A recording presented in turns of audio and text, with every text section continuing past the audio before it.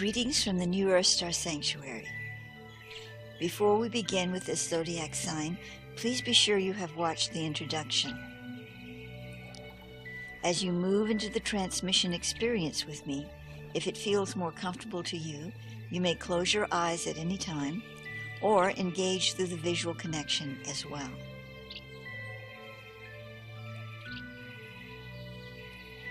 Taurus is the sign in which Yeshua was born.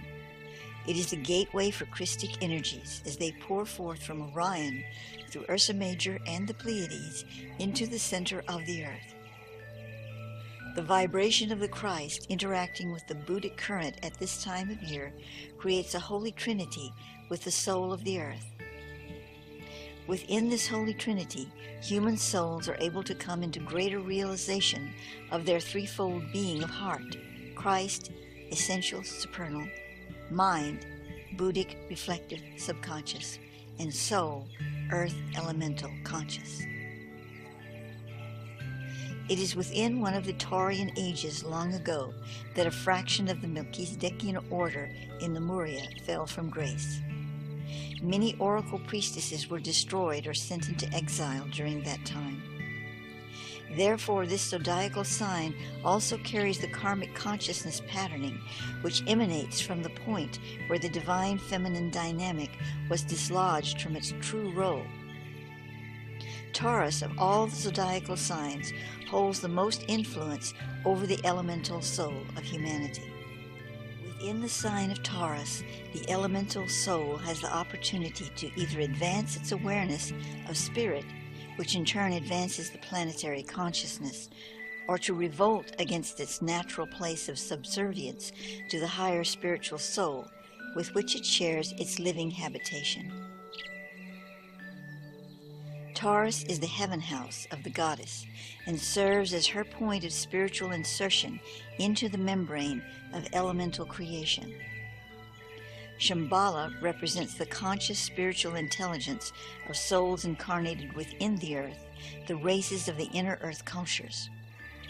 Esoterically, Shambhala is also considered to be the point in the body between the third eye and the crown where inner vision and higher knowing come together to materialize as deep inner spiritual revelation. Shambhala is not a chakra unto itself, but a meridian node created by the combined forces of the crown and brow chakras. Within the sign of Taurus, the Shambhala meridian node in the body is activated through an infusion of higher consciousness radiating from the stellar regions of Orion, Ursa Major, and the Pleiades.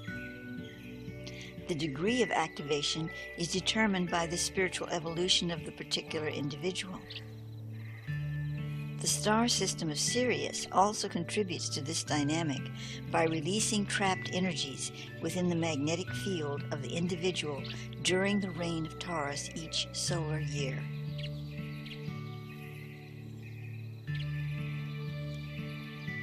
Despite its goddess association, Taurus was often depicted by the Lemurians and Atlanteans as a bearded male entity named Rama. He stood upon the backs of two horses, one white, the other black, reins firmly in his hands. He wore a cape of stars, and upon his head was a crown of 7 flames. His third eye was a diamond radiating 10 golden rays. In the center of the diamond was an angelic fire letter. Suspended above his crown was a white dove.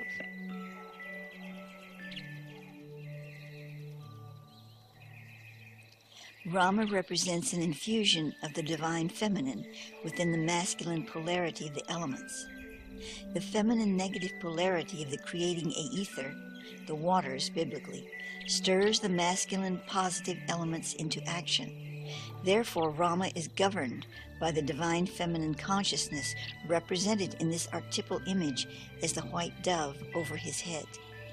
It is the dove that bestows the crown upon him.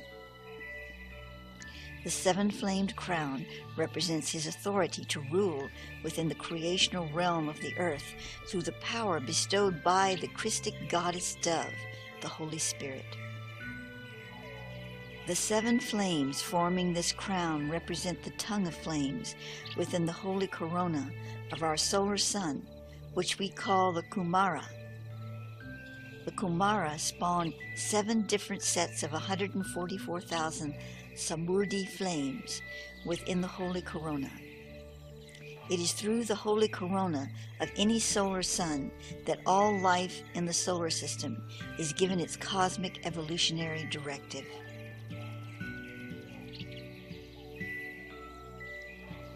The cape of stars upon Rama represents the greater cosmos, the macrocosm, through which he gathers spiritual insight and higher directive for the creational matrix of the earth.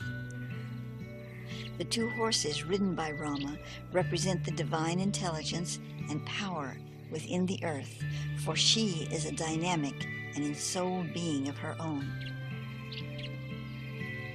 Rama's third eye is alive as a highly developed vessel of light, allowing higher consciousness transmissions from the dove and other stellar emanations from the universe. The golden 10 rays emanating from the diamond in Rama's third eye represent the 10 solar rays being transmitted through the sun of our solar system. These 10 rays are threshold vibrations for the evolution of consciousness in our solar system, and yet the higher codes of illumination from the spiritual hierarchy of Orion are modulated upon them. The angelic fire letter in the center of the diamond in Rama's third eye symbolizes this higher modulation and represents the constellation of Orion as a seat of hierarchical authority.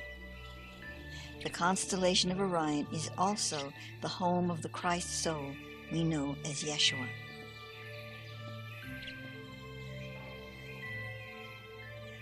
During Taurus's annual influence upon the earth, the holy corona of our solar sun fully opens its aperture and focuses its influence upon the earth.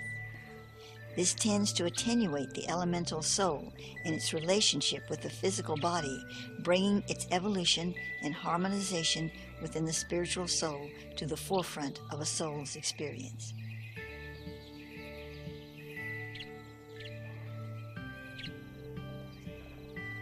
For the people of Mu, the sign of Taurus was an especially important one, and they judged this by its effect on the planet.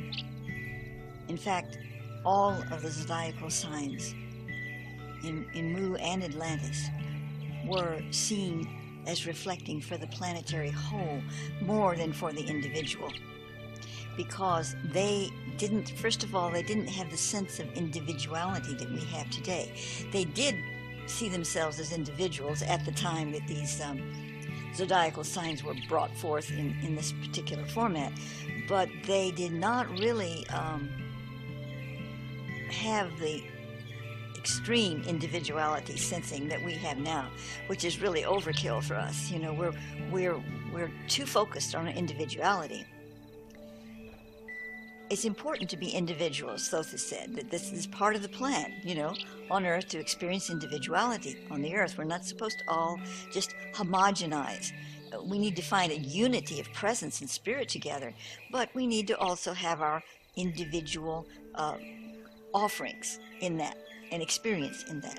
However, we've overdone it a little at this time. In the days of Lemurian Atlantis, especially, we're speaking now of particular days in which these zodiacal forms were presented, there was an individuality, but it's very keen on addressing the fact that this came through the earth, and that all was one, and whatever affected the planet, as a matter of course, affected the individual. But they weren't so prominent, like, what is my sign? What is my purpose? What am I about? All of this was just not present in their space. They were more attenuating the flow of the earth through them. And they rejoiced in that individualization of that flow, but they didn't obsess with it, and they didn't feel it was somehow broken or lost or missing or disconnected. They had their moments, but they knew how to reconnect very gracefully. That said, looking back at Taurus again, we see that a lot of attention is given it because it is the font of their Mother Earth herself. And so, that said, let us look how you might wish to engage this sign in your life, in your process with it.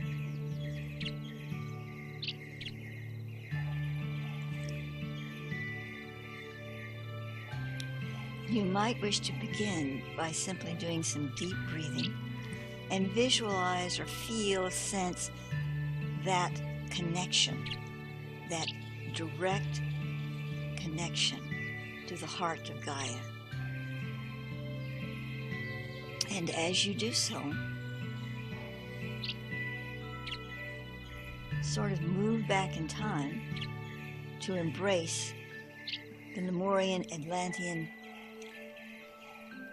visage of the goddess as one with you, as a part of every fiber of your being.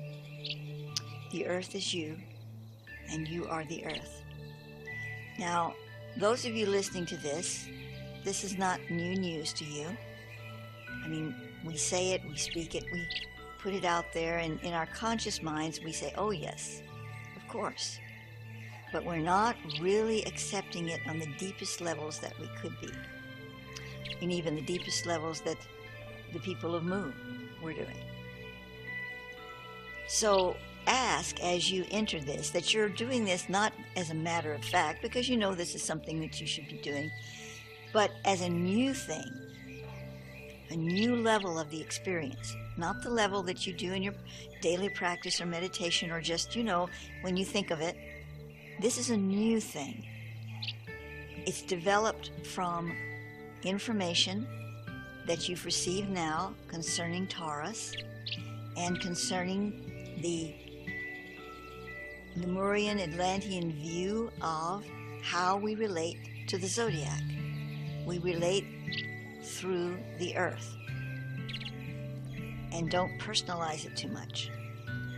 We can see where these things affect us. But the unity of it, the understanding that it is a whole effort of energy transformation that's working through the stellar coordinates and Earth. The Earth is constantly growing, evolving, transforming, and thus so are we. So let us work with this now and just see yourself as part of that transforming flame.